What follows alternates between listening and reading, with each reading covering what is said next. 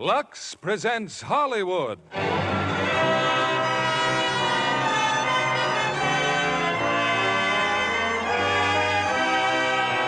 Lever Brothers Company, the makers of Lux Toilet Soap, bring you the Lux Radio Theater, starring Ray Milland, Ruth Roman, and Frank Lovejoy in Strangers on a Train. Ladies and gentlemen, your producer, Mr. William Keighley. Greetings from Hollywood, ladies and gentlemen. Travel by train, ship, or plane usually puts us in the mood to be kind to strangers. A question which would ordinarily receive a courteous but unencouraging answer is almost welcomed when we find ourselves in strange surroundings without the security of friendly conversation. It's a commendable custom, but at times may lead to unexpected and terrifying complications, as our stars tonight are about to portray. Ray Milland and Frank Lovejoy, who are the strangers on a train, and Ruth Roman, who recreates her starring role. Not only was this Warner Brothers picture directed by that noted master of suspense, Alfred Hitchcock, but one of the major roles was played by his daughter, Patricia Hitchcock, and we're happy that Patricia could appear tonight in her original part in Strangers on a Train. I'm sure there are no strangers in our audience to the improving qualities of Lux Toilet Soap as a beauty care, because Lux facials are the daily companions of lovely ladies who know they can depend on Lux soap for the complexion care that leaves their skin lovelier. Here's Strangers on a Train, starring Ray Milland as Guy Haynes, Ruth Roman as Ann Morton, and Frank Lovejoy as Bruno Anthony, with Patricia Hitchcock as Barbara.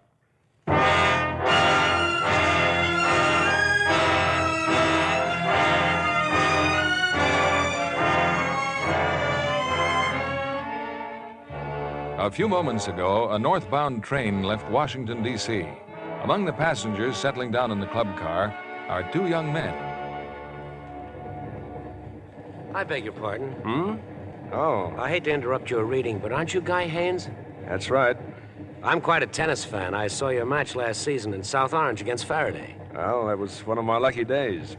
I certainly admire people who do things. By the way, my name is Anthony, Bruno Anthony. How do you do? Well, I guess you want to get back to your book. You go ahead and read. Thanks. You know, it must be pretty exciting to be so important. What? Tennis player isn't so important? Oh, but people who do things are important. Now, me, I never seem to do anything. I suppose you're going to Southampton for the doubles, You certainly read the sport page, don't you? I wish I could be there to watch you, but I've got to be back in Washington tomorrow. Cigarette? No, not now, thanks. You don't happen to have a match? Yeah. Oh, a lighter. Thank you. Oh, my, that's elegance engraved, too, from A to G. I bet I can guess who A is. Ann Morton. Oh, wait a minute. Oh, it's simple. See, sometimes I turn the sports page and look at the society section. And the pictures, too. She's very beautiful, Senator Morton's daughter. You're quite a reader, Mr. Anthony. Yes, I am. You ask me anything, I've got the answer. Even about people I don't even know. Like who would like to marry whom when his wife gets a divorce. Maybe you read too much.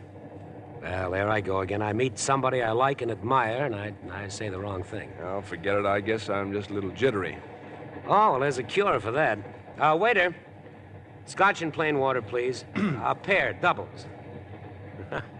That's the only kind of doubles I play. Oh, I'm afraid you'll have to drink both of them. And I can do it. When's the wedding? What? Oh, you and Ann Morton. The wedding. It was in the papers. Well, it shouldn't have been unless they've legalized bigamy. It's wonderful, you know, having your company all the way to New York. Well, as a matter of fact, I'm getting off at Metcalf. Metcalf? Who would want to stop at Metcalf? It's my hometown. Oh, I get it. A little chat with your wife about the divorce. Well, here's luck, Mr. Haynes. Drink up, then we'll have lunch sent to my compartment. Thanks very much, but I think I'll go to the dining car. Oh, that's filled up. There's no seats for about 20 minutes. Well, how about lunch in my compartment? Oh, I wouldn't think of that. Come along, Mr. Haynes. You know, this is a real pleasure.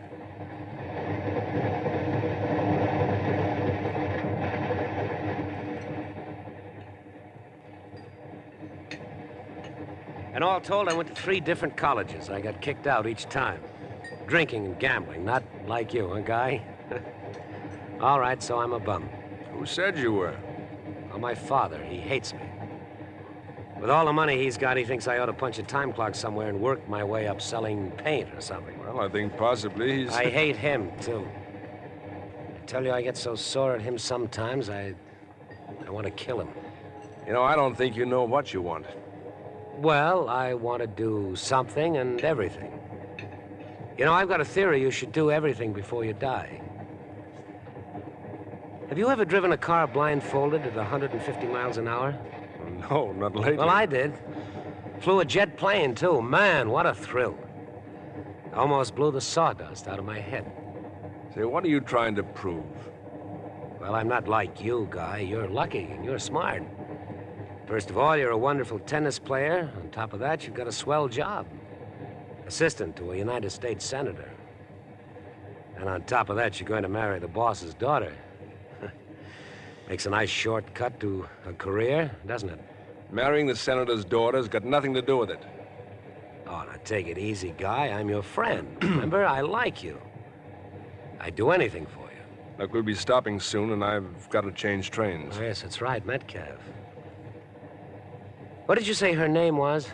Your wife's? Miriam. Miriam. I suppose she played around a lot, huh? Skip it, Bruno. Okay. Say, want to hear one of my ideas for a perfect murder? Murder? Look, I may be old-fashioned, but I thought it was still against the law. Well, what's a life or two? You know, some people are better off dead. Someone like your wife and my father, for instance.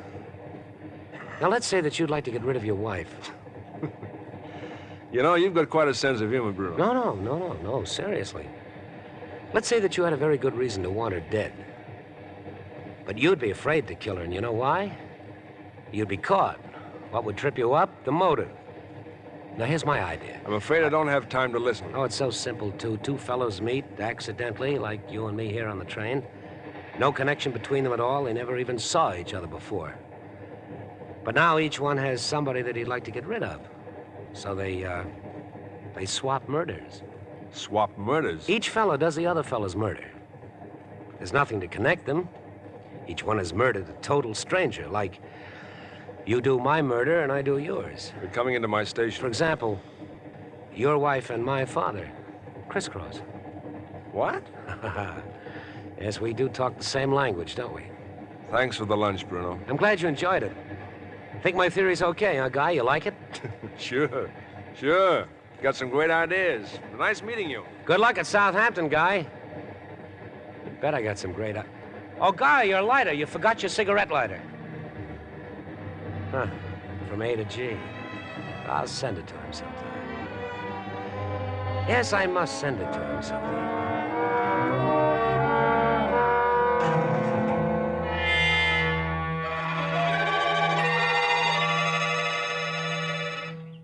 I hope you don't mind meeting you in the park, Guy. No, Miriam. No, this is fine. I couldn't very well meet you in the store, could I? I arranged to take my lunch hour later. You looking well, Miriam? So are you. You got a nice tan playing tennis with all your rich friends. When can we see your lawyer? What's your hurry, Guy? You know, I think you're handsomer than ever. You know, I think it's pretty late to start flirting with a discarded husband. Now, let's see your lawyer and get this over with. Did you bring the money? Lawyers are expensive. It's in this envelope. Here. Thanks. You know, if I'd have known that you'd start doing so well, I wouldn't have run out on you. What are you trying to say, Miriam? I got a big surprise for you. I'm not getting a divorce. But it's what you've wanted. That's all you've been harping about for more than a year. It's a woman's privilege to change your mind. Now, I can buy some pretty clothes. I wouldn't want you to be ashamed of me in Washington. What's that supposed to mean? Don't look so mad, Guy. You always smile when you have your picture taken for the newspapers, especially when Ann Morton's hanging on your arm. Let's not talk about Ann Morton. Well, you can throw all your little dreams about her right in the ash can and make a real pretty story, wouldn't it? The senator's daughter all involved with a married man. What's happened, Miriam? Your boyfriend run out on you? No man runs out on me, Guy, not even you. Just get one thing straight. I never want to see or hear of you again. I could be very pathetic in a courtroom, Guy. The poor, deserted little wife. Better think it over, honey. I'm warning you, Miriam. Either we go ahead with a divorce or I wish I had time to listen to you, Guy, but I've got to get back to work. I'll see you in Washington in 2 weeks.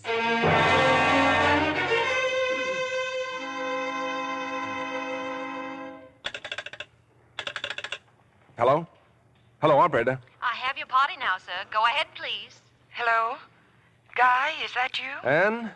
Hello, darling. Where are you? I'm in Metcalf. Oh, then you've seen Miriam.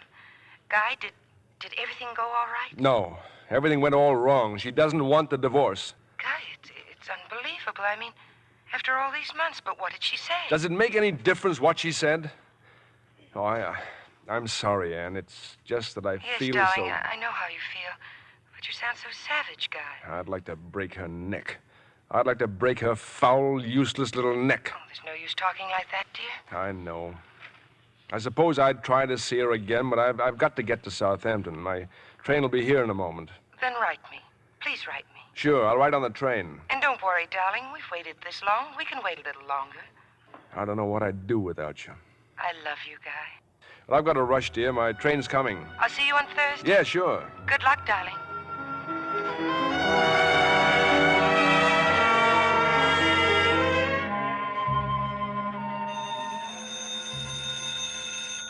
Hello? Guy, this is Bruno. How are you, Guy? Who? Who'd you say this was? Bruno Anthony, don't you remember, on the train? Oh, yes. I would have called you sooner, but the operator had a little trouble finding you in Southampton. Look, would you mind telling me why you're phoning? How are the matches going, Guy? I don't play until the morning. Oh. Guy, about your visit in Metcalf. Are you getting a divorce? Oh, now, wait a minute, Bruno. She won't give it to you, right? Miriam won't give you a divorce? No. She double-crossed you. You gonna see her again? Now, look, Bruno, why don't you just... I told you I liked you, Guy. I'm your friend. Should never forget that. You just leave Miriam to me. What are you talking about? You'll find out, Guy. Just be patient, that's all. You just be patient. I don't care what Bruno's doing. I said I wanted to talk to him. Well, if you're talking about me, Father, I had to call a friend of mine long distance. Really, Charles? Must you always take this tone with Bruno? Oh, it's all right, Mother. I'm used to his tone by now. You can wipe that injured look off your face right now. You were out last night, weren't you? Well, I'm a big boy, Father. I go out at night all the time. You had another accident. You hit another car. Charles, really? Now it's hit-and-run driving, and you knew about it all the time. But, dear, it was a parked car. No one was in it. Why don't you tell that to the police? Well, they won't do anything to Bruno. This was the last time, Eunice. So help me, I'll never lift a finger for him again. It's all right, Mother. Now, dear. You know I can't stand to see you crying. There anything else you want to say to me, Father? Yes. Get out of my sight. Get out of my sight before I'll be back tomorrow, Mother. Bruno, where are you going? Oh, just a little trip, Mother. It's something for a friend of mine. Oh, you just don't understand him, Charles. You just don't understand him. What's he going to do next? Tell me, what's he going to do next? Well, nothing. Nothing at all. It's not normal. If it's the last thing I do, I'm going to have that boy taken care of. If necessary, put under restraint. I'll never permit it. Never. Never. It can't go on, Eunice. Things like this just can't go on.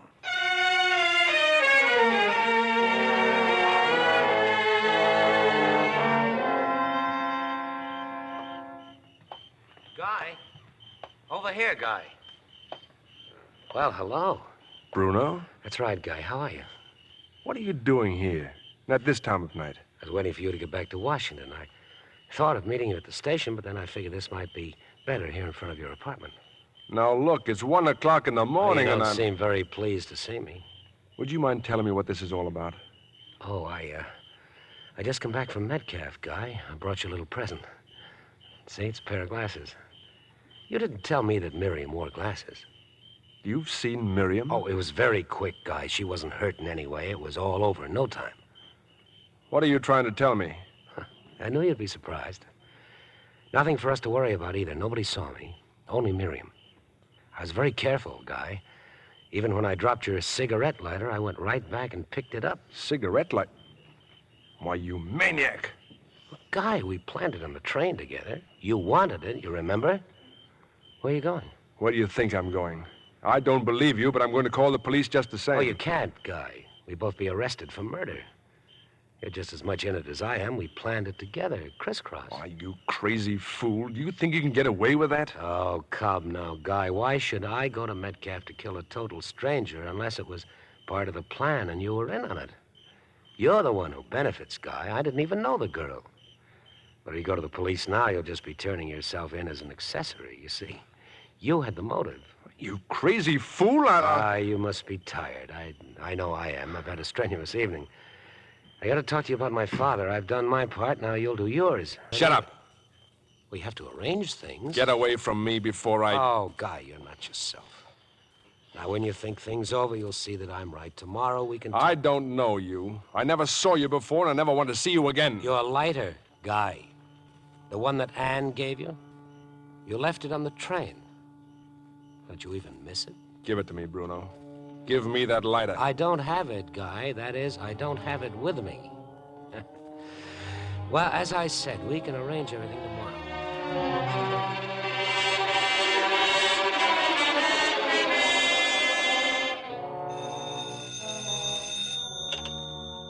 Hello?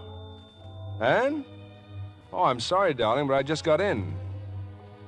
Well, of course I'm all right, but you sound upset. Anything wrong? All right, darling. Yes, I'll come over right away.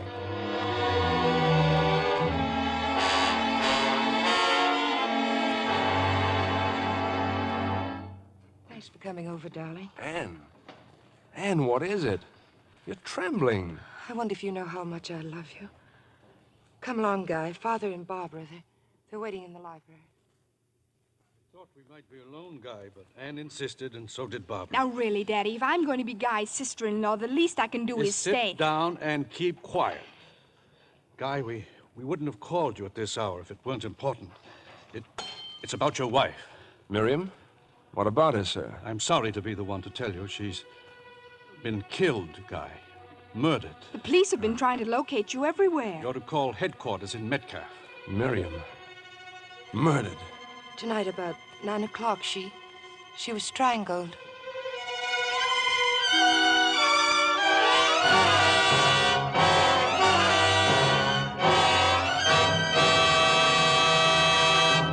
In a few moments, we'll return with Act Two of Strangers on a Train.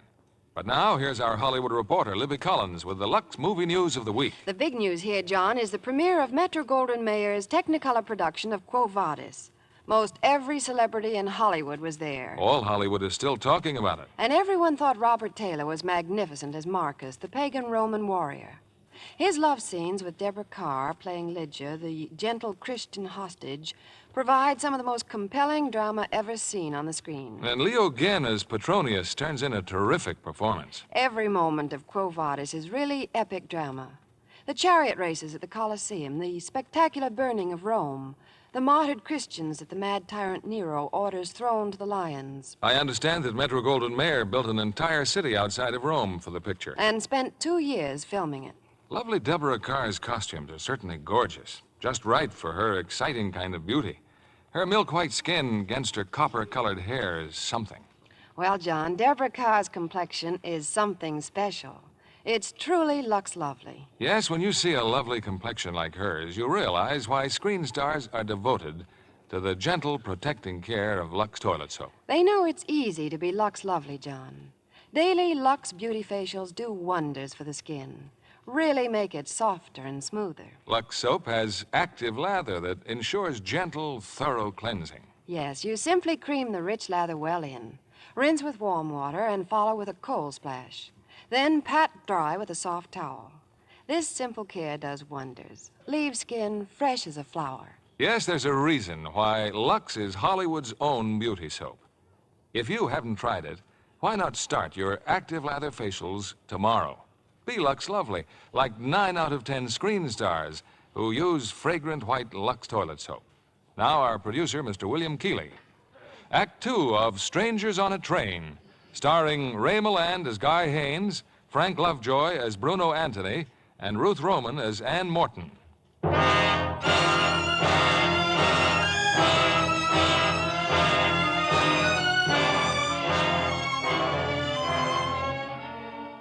20 minutes ago, on a street corner, Guy Haynes listened to Bruno Anthony tell an incredible story of how he had murdered Guy's wife.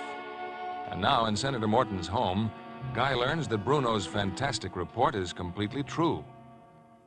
It happened in an amusement park, Guy. Some sort of lover's lane, I believe. Terrible. Apparently, she'd gone there with some other people.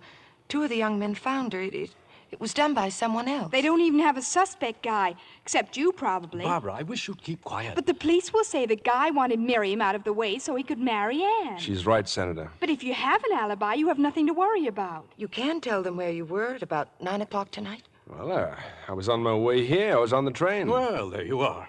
Who saw you? Did you speak to anyone? You need a witness. Yes. Yes, I did speak to someone. He was the only other passenger in the club car. Someone you know? No. No, he said his name was Collier or Collins or something. Said he was a professor at Delaware Tech. He'd been drinking. Drinking? Yeah, had been to some meeting, had a couple of drinks. But he was on the train. He saw you. Then everything's all right. He'll still have to answer some questions. It's a dreadful business. Dreadful. Poor, unfortunate girl. Miriam was rotten. She was a human being. Father, it's getting late and Guy looks so tired. Of course. Well, you two, now you can be married right away. Think of it. You're free. You won't forget to phone the Metcalf police, Guy. Captain Turley. Yes, sir. Good night, Senator. Good night, Barbara. I still think it'd be wonderful to have a man love you so much he'd kill for you. You know, I kept saying over and over again I was being silly, Guy. But there was one horrible moment tonight when the news came through. I kept remembering what you said on the phone for Metcalf after you'd seen her. That I could break her neck? No, don't even say it. Forget you ever said it. And there was something even more terrifying than the murder itself. The horrible thought that if you had anything to do with it, Anything to do with it? We'd have to be separated, perhaps forever. I couldn't stand that, Guy. I couldn't bear it. Anne! Anne, you don't think that I... Oh, no, darling, no, of course not. Just hold me, Guy. Just hold me.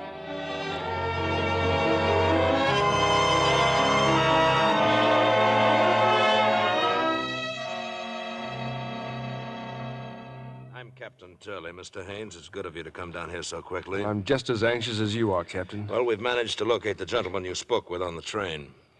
Well, Professor, this is Mr. Haynes. Well, I can't tell you how foolish I feel, Captain. I really don't remember meeting this gentleman. You don't remember? But Just a moment, Mr. Haynes. Unfortunately, I remember very little of my trip. You see, we had a little celebration. I'm not a drinking man, and, well, just one or two drinks. But we were sitting opposite each other. You were going over some speech you made about calculus, mathematics or something. I'm very sorry, Mr. Haynes. I certainly must have been celebrating. If you'll wait outside, Professor. Yes, of course. Is it so important whether he remembers me or not? Surely the important thing is that I've been able to name a man who was on the train with me. Now, you've been able to find him. Isn't that proof of where I was last night? Yes, I'd say you were in the clear, but there is a little more checking I'd like to do. But if I'm in the clear... Take it easy, Mr. Haynes. You're free to go back to Washington right now. Thank you, Captain.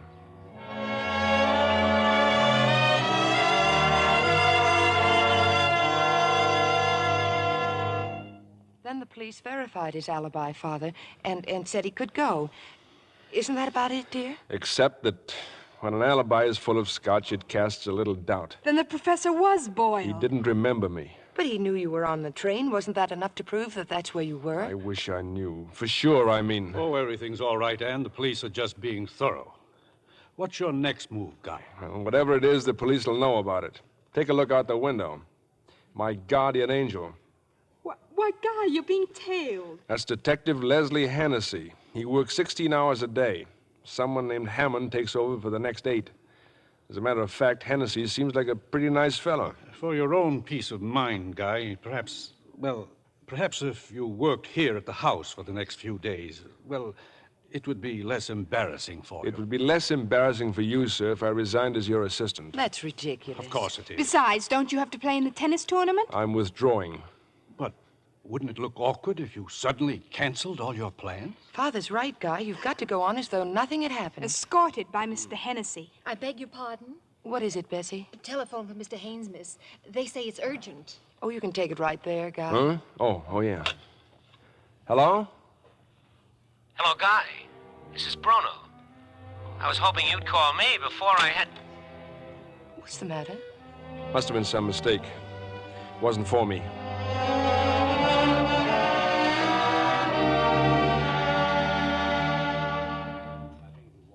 I'm learning more and more things about you, Guy. I never dreamed you were so interested in painting. Well, I feel a very warm attachment for this art gallery. For the first time all week, we've actually been alone for an hour. By the way, where's Hennessy? Waiting out front. Hadn't we better be leaving? I suppose so.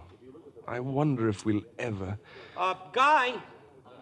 Have a minute, Guy? Come on, we'll find Hennessy and get a cab. But that man, he's calling you, Guy. Oh, excuse me, dear. I'll see what he wants. Sorry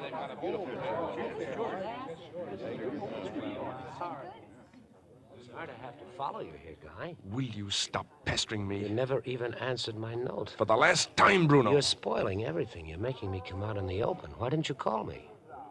My father's leaving for Florida next week. There's not much time. The detective outside. He'll see us together. Isn't that Ann Morton that you're with? Slight improvement over Miriam. Eh, Guy? I'm telling you to stay away from me.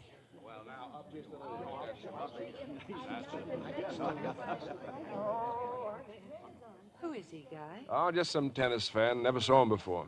That's funny. Funny? I mean, I saw him yesterday. Where? Well, he was at the tennis club watching you practice. Oh. He was sitting with Mr. and Mrs. Darville.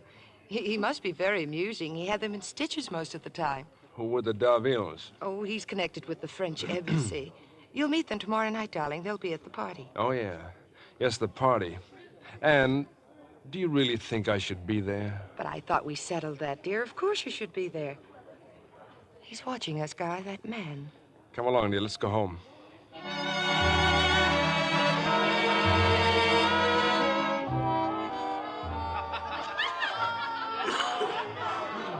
Is he, Barbara? That young Frenchman with the Darville? Oh, he's not French, Daddy. They just introduced me to him. His name's Anthony, Bruno Anthony.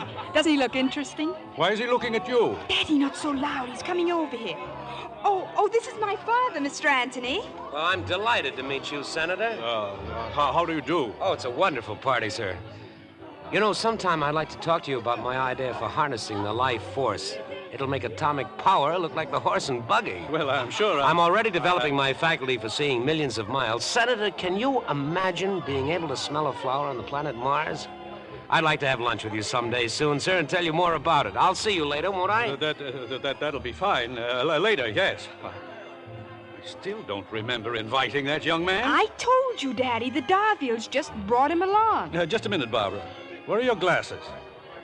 My glasses? You're supposed to wear glasses, Barbara. Oh, but Daddy, even at parties? Not another word. Get your glasses and put them on. What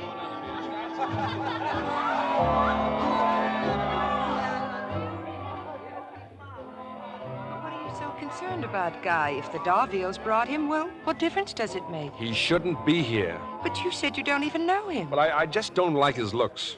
I don't like the way he's been staring at Barbara. Well, I'm not so sure I blame him. Barbara's very cute, especially when she wears glasses. Besides, he seems to be talking to Judge Donahue right now. Judge Donahue? Oh, now, come on, let's go to dinner.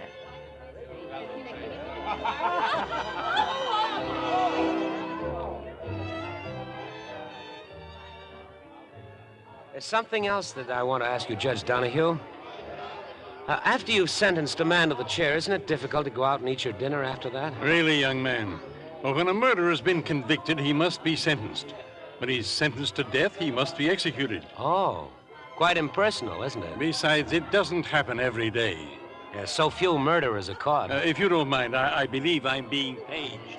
Well, Mr. Anthony, you seem very interested in the subject of murder. Well, no more than anyone else, madam. No more than you, for instance. Me? Mm-hmm. Oh, no, I'm not interested in murder. Oh, come now. Everyone's interested. Surely you're not going to tell me there hasn't been a time that you didn't want to dispose of someone. Good heavens, no. You mean to tell me there wasn't a tiny moment when you were made very angry? Well, What did you say? Well, there you are, you see? There you are. Now you've decided to commit a murder. How would you plan to do it? I didn't get your name. Mrs. Cunningham. Well, Mrs. Cunningham, how will you do it? Well, I suppose I'd have to get a gun from somewhere. Oh, no, Mrs. Cunningham. Bang, bang, bang all over the place and blood everywhere? Well, what's your idea, Mr. Anthony? Well, I have the best way and the best tools. Yes? My 2 hands. It's simple, silent, and it's quick. Why, of course. Oh, you must be very strong, Mr. Anthony. Well, let me show you what I mean. Uh-huh. You don't mind if I borrow your neck for a moment, do you? But that's so silly. Very well. Go ahead. Now watch what I'm doing. Uh-huh. When I nod my head, you just try to cry out. Yes. I'll bet you won't be able to make a sound. I'm ready. All right, now. Just wait till I nod my head.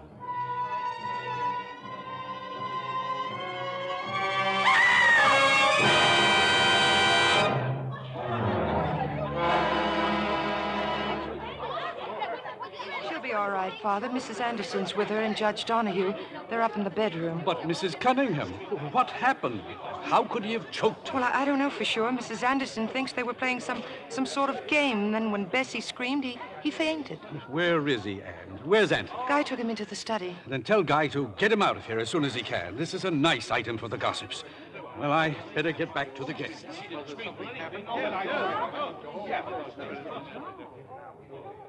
Anne. Oh, Anne. Barbara, what's the matter? It was awful. I saw him. What was he trying to do to her? You saw him? I was standing in the doorway. His hands were on her throat, but he kept staring at me. And he was strangling me. What do you mean? He went into sort of a trance. Oh, it was horrible. He thought he was murdering me. But why, Anne? Why me? Don't be silly, dear. You're upset. That's all. Now go find Father.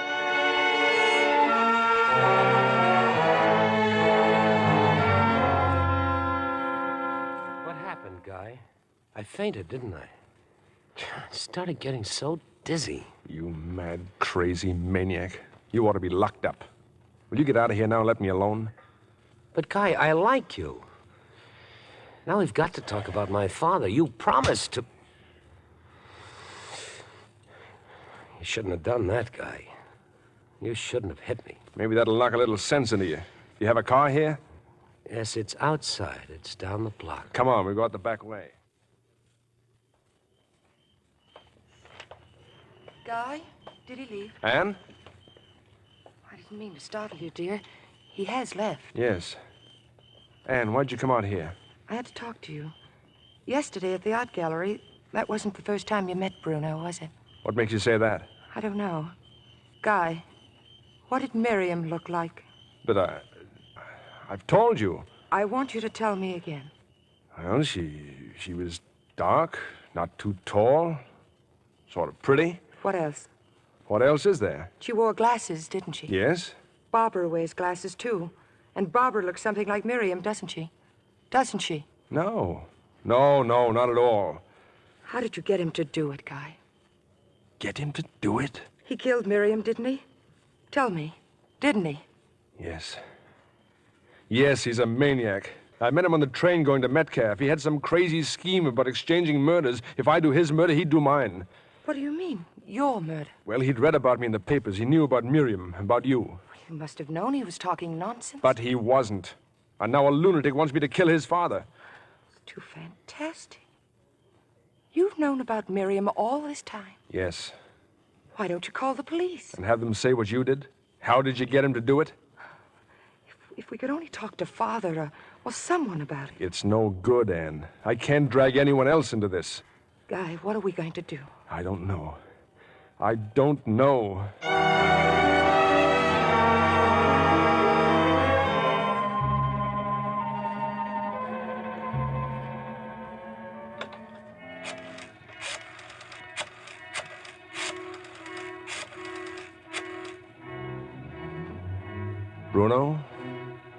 Bruno, this is Guy.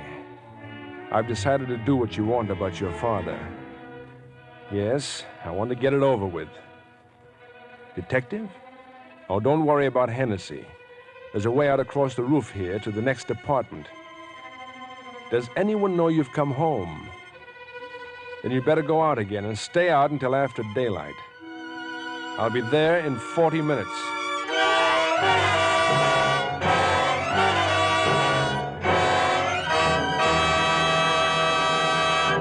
Before we return with Act 3 of Strangers on a Train, I'm going to introduce my guest for tonight. She's very special, a blue-eyed blonde who's to be congratulated on playing the leading role in the very first picture she's made. And when I tell you her name, you'll know she sings, she dances like a dream. Here she is, Miss Aileen Stanley, Jr. Named for my aunt, Aileen Stanley, who starred in so many Broadway musical comedies. I only hope that you'll live up to the Aileen Stanley name?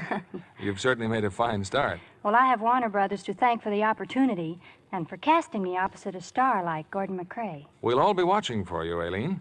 Aren't you sorry you won't be in New York on Thursday for the world premiere of Warner Brothers' new musical? Oh, you mean, I'll see you in my dreams? That's it. That song is the title of their new picture, portraying the story of the famous songwriter Gus Kahn.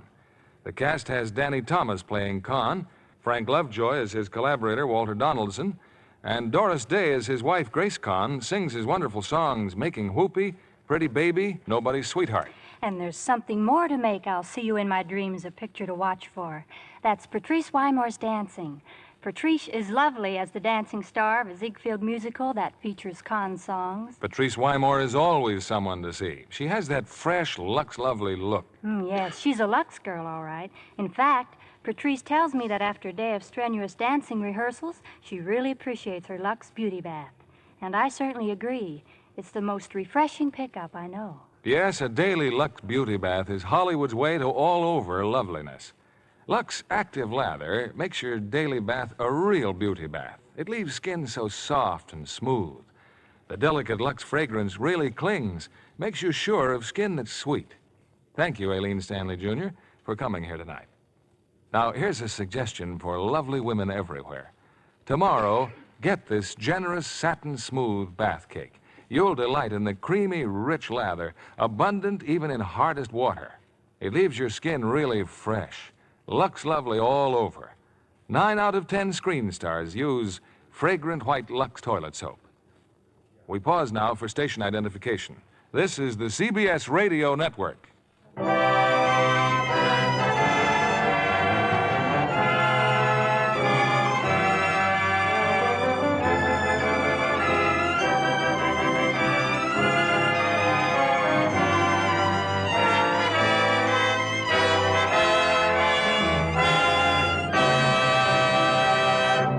The curtain rises on Act 3 of Strangers on a Train, starring Ray Milland as Guy Haynes, Ruth Roman as Ann Morton, and Frank Lovejoy as Bruno Anthony.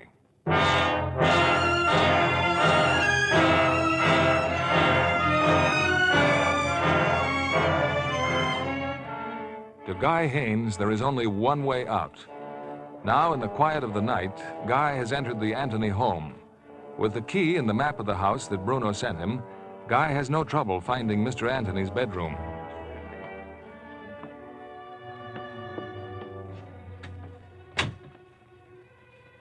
Mr. Anthony.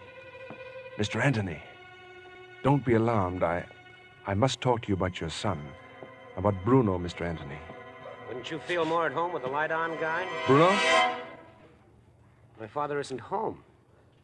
I was about to tell you that over the phone, but you made such a sudden decision. I wondered why. Well, I thought your father'd be interested to know he has a lunatic son. Then you have no intention of going ahead with our little arrangement? I never had. Bruno, look. You're terribly sick. I don't know much about these things, but why don't you go where you can get some kind of treatment? Not only for your own sake, but you can't go on causing more and more. I don't like to be double-crossed, Guy. I have a murder on my conscience. I killed your wife. But it's not just my murder. It's yours, too, isn't it? I guess it's no use trying to talk to you, Bruno. I'll leave. Yes, that man from the police who's supposed to be watching you. You mustn't let him get suspicious, Guy. You can put that gun away, Bruno. Oh, don't worry. I'm not going to shoot you, Guy. It might disturb my mother. I'm a very clever fellow. I'll think of something much better than that. Good night, Guy.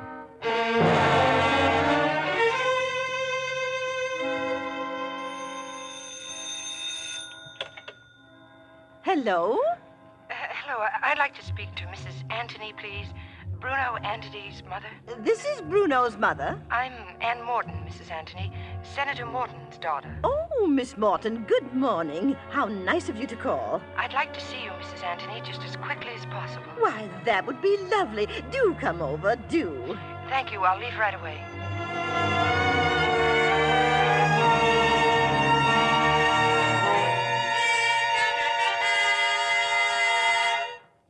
And no one knows I'd come here, Mrs. Anthony, but I simply had to tell you. Oh, Miss Morton, really. I know Bruno's been in some very awkward scrapes, but nothing so ridiculous as a murder. But you have to make him do something about this. Don't you see that just one word from him would get Guy out of a dreadful situation? Well, but how can you take this seriously? It's just some practical joke, dear. Bruno's so terribly irresponsible. Oh, he gets into all sorts of escapades. But you don't seem to understand. Your son's responsible for a woman's death. Did Bruno tell you this? Well, no, of course not. Well, there you are. Well, now, it was very nice of you to call, Miss Morton. Do come and see us again sometime, won't you? I'm afraid Mother wasn't very much help, was she? If you don't mind, I think I better leave. Mother hasn't been too well for some time. She's a little, well, how shall I say it? She's confused. You know, I'm very upset with Guy. He shouldn't have sent you. Guy doesn't know I'm here, Mr. Anthony. He's at the tennis club, isn't he? He will be. Yes, he's playing Reynolds this afternoon. It's a very important match. He must be very desperate to try to involve me. Try to involve you? Well, I've been protecting Guy ever since he told me how much he hated his wife. Do you know, Miss Morton, that Guy tried to get me to go back to that amusement park some night after dark and look for his cigarette lighter? What's a cigarette lighter got to do with it? Why, he dropped it there right after he... Well, after that night. You see, all the police are waiting for is one piece of evidence to convict Guy for the murder. I can't tell you how worried I am. Please stop. Miss Morton, I do sympathize with you, but I just couldn't do what he asks. Why, that would make me an accessory.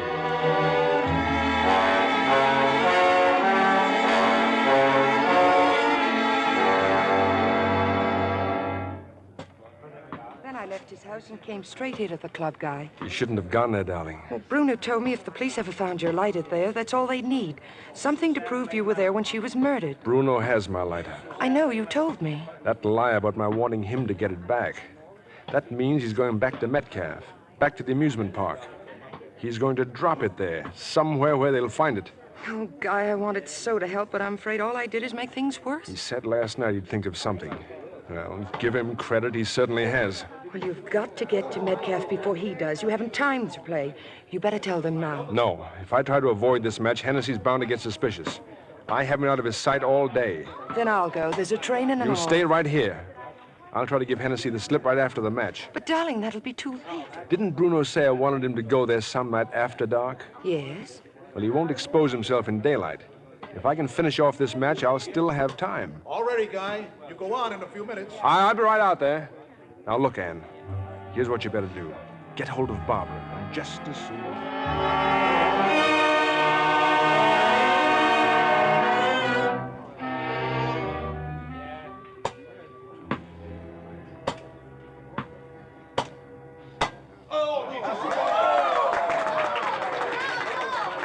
Isn't he wonderful, Mr. Hennessy? Huh? Oh, how are you, Barbara? Oh, this here's Mr. Hammond. Mr. Hammond, this here's the senator's other daughter. Hi. Oh, yes, I've seen Mr. Hammond outside the house. He's a detective, too. You and he take turns, don't you? Yeah, something like that. But if he's your relief man, why would the two of you be here together? Look, you're a nice kid, Barbara. Now, watch him hit the little ball and don't ask so many questions.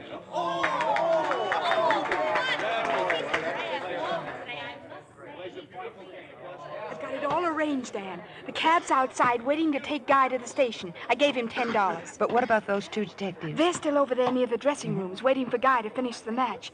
Gosh, I've never seen Guy play so fast in my life. Well, he's got to get on that train. Barbara, now, once again, as soon as the match is over, Guy's going to run out through the clubhouse.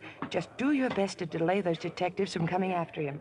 All Guy will need is a few seconds. Oh, just leave it to me, Anne. Oh, I'm real good at getting in people's way.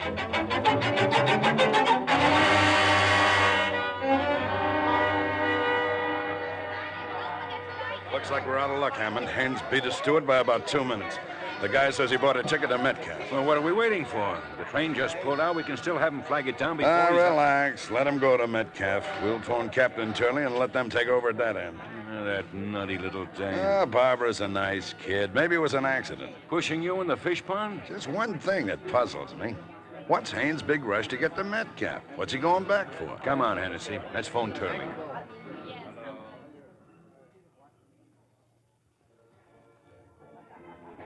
Here, folks, here, get them while they're hot. They're fresh roasted, they're jumbos. Peanuts, mister? What time does it get dark around here?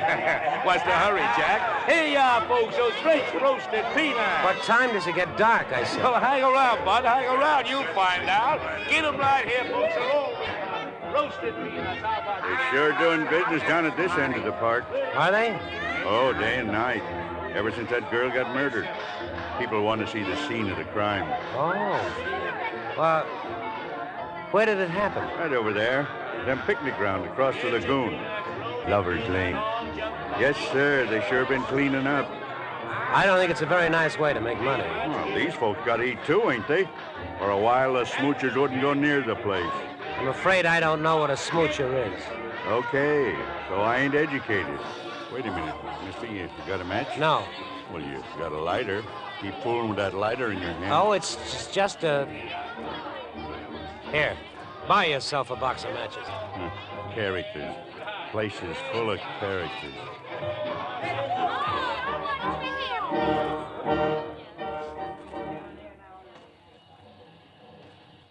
Hello, this is Sergeant Adams. I'm phoning from the station.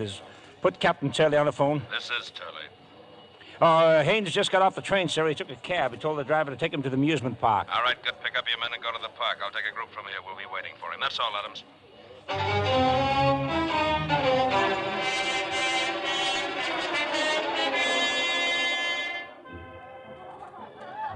Hello, Bruno. I've been looking all over for you. You shouldn't have come here, Guy. This could be very dangerous for you. It'd be more dangerous if I left you here alone, wouldn't it, Bruno? But this is where it happened, Guy. This is really where it happened. They try to make people believe it happened near the concessions. They figure it'll make more money that way. I came after my cigarette lighter. I want that lighter, Bruno. Don't be foolish, Guy. You're just proving a theory for them. Murderer returning to the scene of his... Give it to me. Give it to me before I... Stand where you are, Haynes. Stand where you are. I've got the man you want right here. He's... Stop him. Stop him. He'll get away. Don't make a move, Haynes, or we'll shoot. He's getting away. I can't let him get away.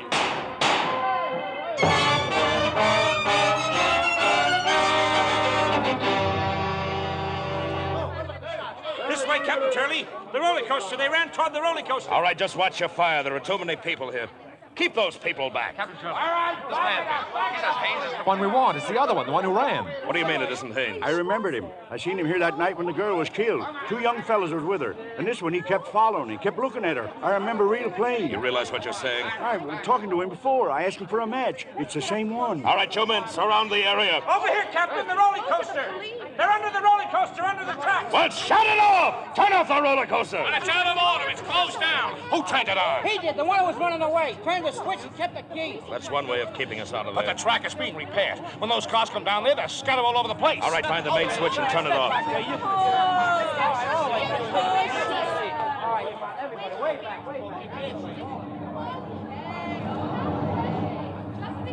Stay where you are, Guy. Don't come any closer. Well, you run to now, Bruno. They're all around here. The police, Bruno. They won't get me, not alive. I've got a gun. That's not for you, Bruno. You're much too clever to use a gun. I'll kill you, and then I'll kill myself. I'll kill you first, and then I'll...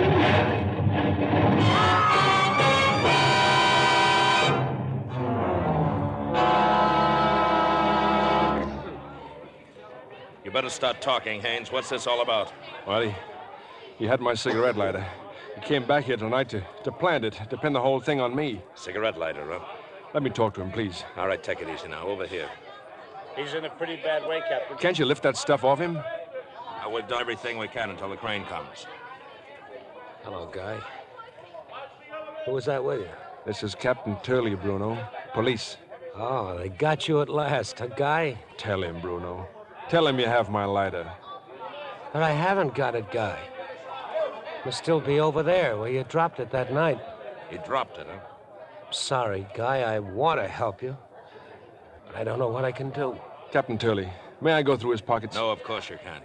Besides, he says he hasn't got it. But if he dies before he... There's no more if... This man's dead, Captain. His hand. He's got something in his hand. See what it is, Mac. It's a lighter, Captain. A cigarette lighter. Here, let me see that. From A to G. From Ann to Guy. Looks like you were right, Haynes. Well, I better keep this for a while. How about staying in town overnight? I imagine there's a lot you may want to tell me. Yes, I imagine there is. Captain, may I use the telephone? Sure, go ahead. There's one up near the entrance. Say, who was he, mister? That guy. His name was Bruno Anthony. A very clever fellow.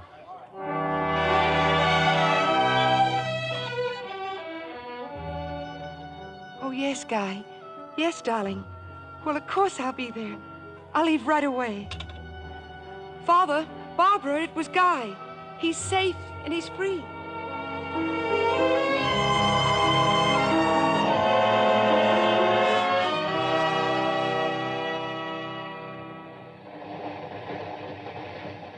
Guy? Yes, dear? That man across the aisle, he keeps looking at you. Oh? He's a minister. I didn't know you knew any ministers. I beg your pardon, but aren't you Guy Haynes? I'm sorry, sir, but when I was a very little boy, my mother warned me never speak to strangers on a train.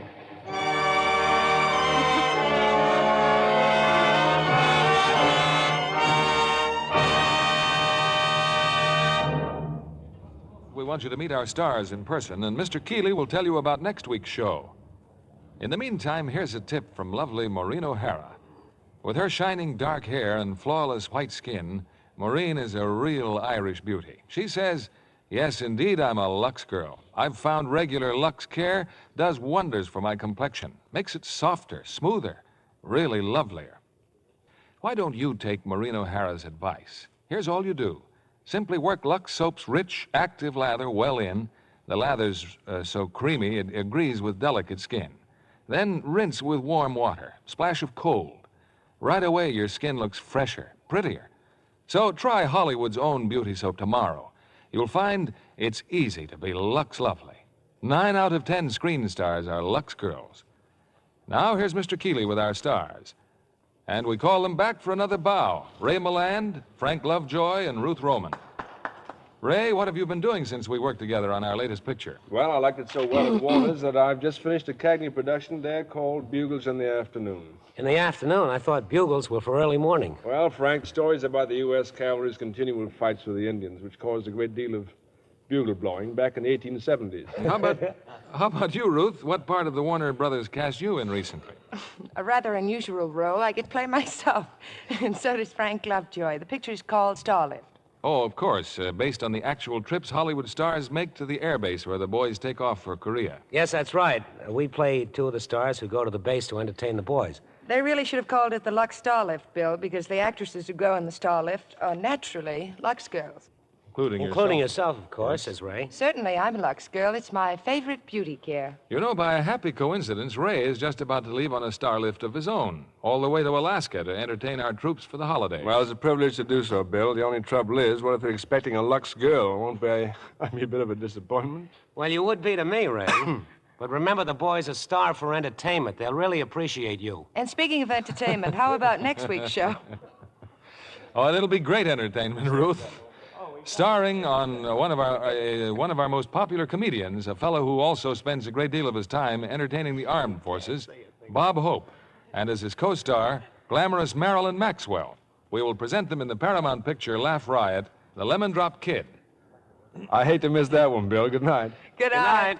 Good night, and don't talk to any strangers.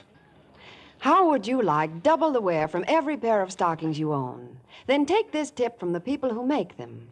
Always wash nylons in Lux.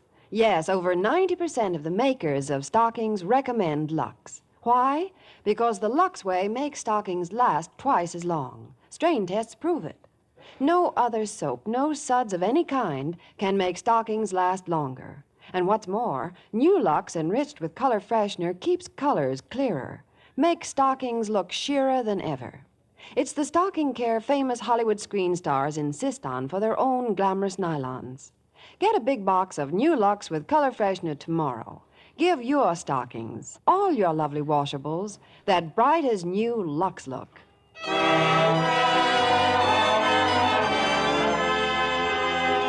Lever Brothers Company, the makers of Lux Toilet Soap, join me in inviting you to be with us again next Monday evening when the Lux Radio Theater presents Bob Hope and Marilyn Maxwell in The Lemon Drop Kid. This is William Keeley saying goodnight to you from Hollywood.